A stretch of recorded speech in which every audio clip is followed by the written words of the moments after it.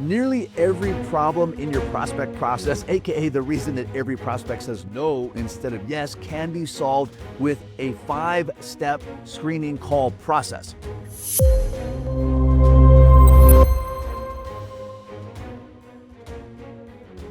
For those of you who don't know me, I'm Matthew Jarvis. I built a $2 million a year RIA practice, financial advisor practice, that I recently exited in an 8-figure deal. And in this video, I'm going to explain to you the screening call that I use in every prospect process. So for those of you not familiar, my prospect process is a 2-meeting process involving a 1-page financial plan. And that process begins with a 15-minute screening call. Now, when my team sets up this call, they explain, like we do for every step, what's going to happen on this call. So my team says, hey, before we schedule your time to sit down with Matthew, he wants to make sure that it's going to be good use of your time.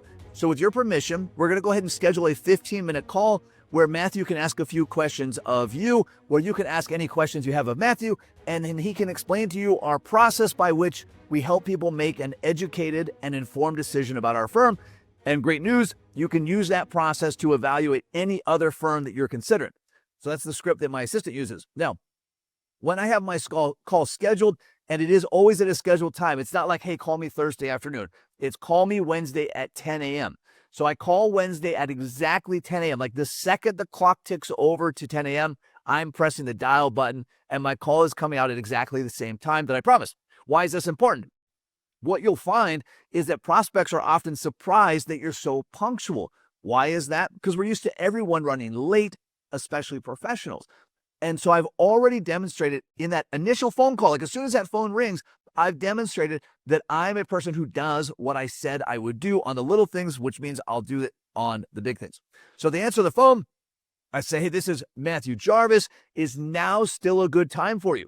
Now, I would assume that it is because we scheduled it and we did a confirmation. But what am I doing there as well? I'm asking for their permission. Is now still a good time for you? They say, yeah, of course it is. And thank you for being so punctual. So now in this call, I'm going to try to cover 5 key things.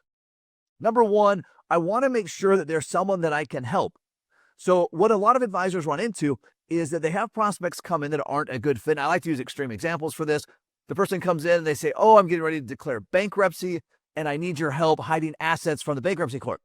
Oh, easy enough to answer. I don't do that. Or if they say, hey, I'm looking to launder money to terrorist organizations in the Middle East. Great news. I don't do that either. Where it gets into trouble is if it's niche adjacent. So it's pretty close to what you do, but not quite. So how do I discover this? Well, when I'm on the call with them, I say, hey, listen, I've got a few questions I would like to ask you. But first, could you tell me a little bit about your situation so that I can make sure that I can potentially help you? And then they launch into whatever it is that they are interested in. Now, assuming that it fits in my niche, I can say, oh, great news. A lot of my clients are just like you. And we do a great job helping them with issues very similar to that one, right? So I'm establishing my credibility. I'm showing them that I have expertise in their area, and I'm providing credibility that I have other people I've helped. Let's use this like an opposite extreme. You go in to see the doctor looks at whatever your thing is, and the doctor says, oh, dear God, I've never even seen that before. That's a first. That's not the doctor I want. The doctor I want is the doctor who says, oh, you know what? I've seen this 10 times today. And we've got a great way to treat it. And here's 3 things we want to watch out for. So first step is I'm looking to see if they are a fit for what we do and if we can help them. Now, if they're not a fit, what I'm going to use is my doctor analogy. I'm going to say, oh, you know what? It sounds like what you need is a little bit different than what we do. And I'm sort of like a cardiologist. I only do a very particular type of work. And what you need is sort of like an orthopedic surgeon, for lack of a better term. Great news. I know several of those. I would be glad to make that introduction. So by having that discussion, what I've done is I've made sure I'm not going to waste my time. I've also made sure I'm not going to waste their time. I don't want to waste either of our times. I don't want to schedule a meeting, whether it's in person or virtual, and use up an hour of my time or multiple hours of my time trying to help someone for whom I'm just not a good fit. Number 2 thing I'm looking for in this screening call is I'm filtering out pure DIYers. Now, I've been at this a long time. I like the challenge of working with a DIYer, like someone who calls me and says, oh, I've always done this myself and I don't think financial advisors can help. Like I get really excited about that because I'm really good at that. Most advisors aren't. For most advisors, that's wasting their time. And so the way that we screen that out is we say, hey, this is our process for helping you make an educated and informed decision. Notice I'm going to use this script all the time. Make an educated and informed decision. If we get to the end of this process and you can see clearly how my team can help you and how what we do is worth far more than what we charge, will you seriously consider hiring our firm? I didn't say, will you hire our firm, but I'm not locking them in. I'm just asking, will you seriously consider it?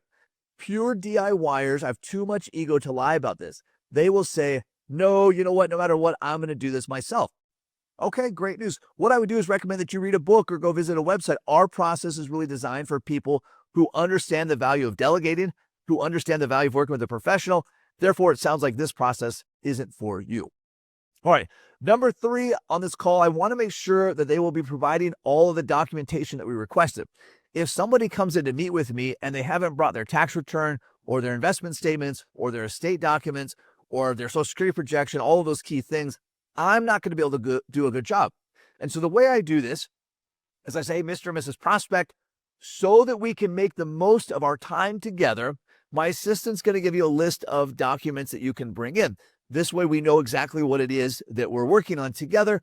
If there's any reason why you won't be able to have those documents before our meeting, just let us know and we can go ahead and reschedule that meeting. Now, occasionally people will have some privacy concerns. They might say, hey, you know what? I've never met you before. I don't know if I feel comfortable bringing these things in. To which I'll say, and I'll repeat again, I'll say, hey, listen, I want to make sure that we make the most of our time together. So let's do this. Bring your documents in with you. And if you feel comfortable, we'll review them together and then we can take action from there. But only if you feel comfortable, but please bring them with you. I will sometimes let them know about our privacy policy that, hey, this information is just for us. We're not going to give it to anybody else. We're bound by strict confidentiality. By having this approach, I've never had any issue with people bringing documents. Before this approach, I had this issue all the time, and a lot of advisors do. The 4th thing I'm trying to accomplish in this call is I want them to see that I really know what I'm talking about, that I'm very qualified to do what I do. And that's by seeding in things like a lot of our clients are just like you. I'm also asking questions that the layperson wouldn't know. So if they tell me that they're working for the Boeing company, or they're telling me that they have this thing or that thing, I'll ask them questions related to that. Oh, so are you using this particular fund in the 401k plan? Or how long have you worked there? Are you eligible for the pension? Those types of things to show that I have real expertise in that space. Now, the only way I can really do that is by staying inside of a tight niche or doing my research on the person ahead of time. All the information in the world is available on the internet. And so if I have a meeting with Bob coming up, I'm going to take a minute to Google Bob, figure out where he works, look at his LinkedIn profile, find out what's available so that I can ask very specific questions to show Bob that I am qualified. Again, using the medical example, if I go to see the doctor about the issue and the doctor says, oh, do you also have this symptom? And I say, oh, yeah, how did you know? The doctor says, yeah, because I see this all the time.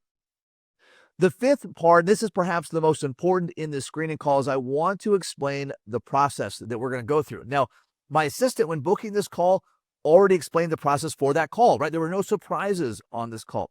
So on the call, I explained, hey, here's how the process works from here.